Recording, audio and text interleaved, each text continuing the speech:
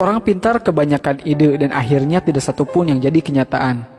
Orang goblok cuma punya satu ide dan itu jadi kenyataan.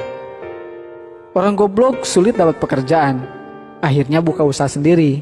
Saat bisnisnya berkembang, orang goblok memperkerjakan orang pintar. Orang pintar maunya cepat berhasil, padahal semua orang tahu itu impossible. Orang goblok cuma punya satu harapan, yaitu hari ini bisa makan. Orang pintar yang hebat dalam analisis sangat mungkin berpikir negatif tentang sebuah bisnis, karena informasi yang berhasil dikumpulkannya sangat banyak. Sedangkan orang bodoh tidak sampai berpikir negatif karena harus segera berbisnis.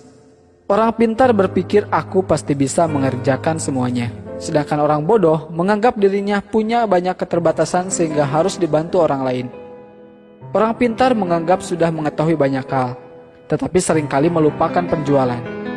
Orang bodoh berpikir simpel, yang penting produknya terjual. Orang pintar sering menganggap remeh kata fokus. Buat dia, melakukan banyak hal lebih mengasihkan.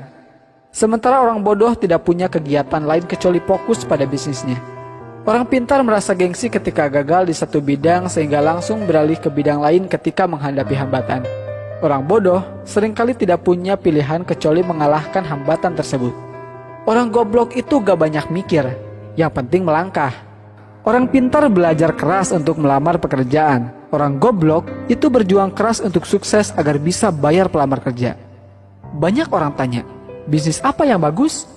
Jawabannya, bisnis yang bagus adalah yang dibuka, bukan yang ditanya terus. Setinggi apapun pangkat yang Anda miliki, Anda tetaplah karyawan. Sekecil apapun usaha Anda adalah bosnya. Kamu itu bangun pagi, mandi, pamit kerja, pakai seragam, kaki dibungkus sepatu, berangkat pagi, pulang malam, bayaran gak seberapa, kerja apa dikerjain? Bisnis itu hanya modal dengkul, bahkan jika Anda tidak punya dengkul, pinjam dengkul orang lain. Berhenti membuat rencana, melangkahlah. Yang beneran punya gak akan banyak bicara seperti mereka yang berlagak sok punya. Jadikanlah keluarga sebagai motivator dan supporter pada saat baru memulai menjalankan bisnis maupun ketika bisnis semakin menguras waktu dan tenaga. Tidak bekerja setengah-setengah. Apabila telah memulai suatu usaha, maka kerjakanlah dengan serius. Jangan sampai berhenti di tengah jalan karena akan menyia-nyiakan harta, tenaga, waktu yang telah kita kerahkan untuk memulai bisnis.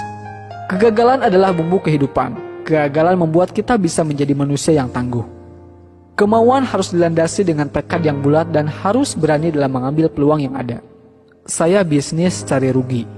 Ketika rugi, saya semangat. Dan jika untung, bertambah rasa syukur saya. Melangkah tanpa perlu tujuan, memiskinkan diri tetapi gagal miskin. Aku kerja nikmat, orang lain bilang kerja keras.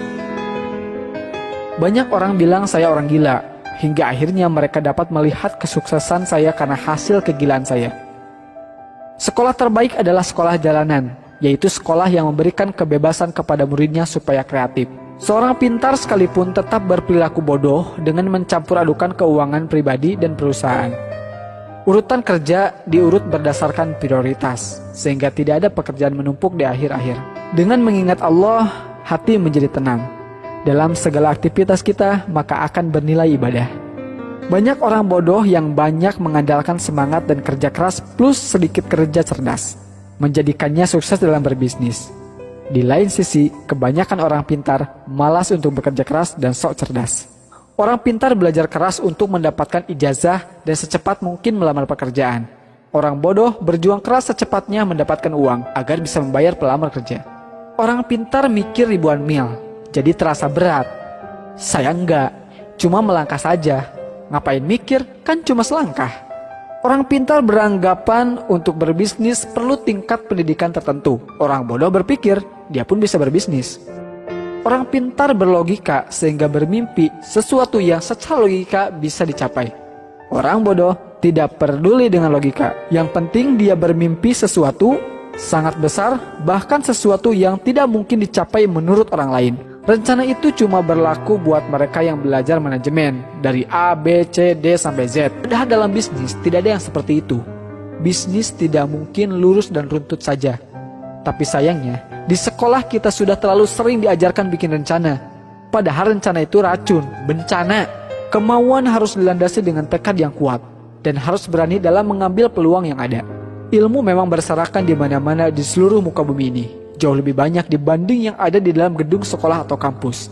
Bahkan seekor ayam pun bisa memberikan ilmu dan inspirasi yang sangat berharga.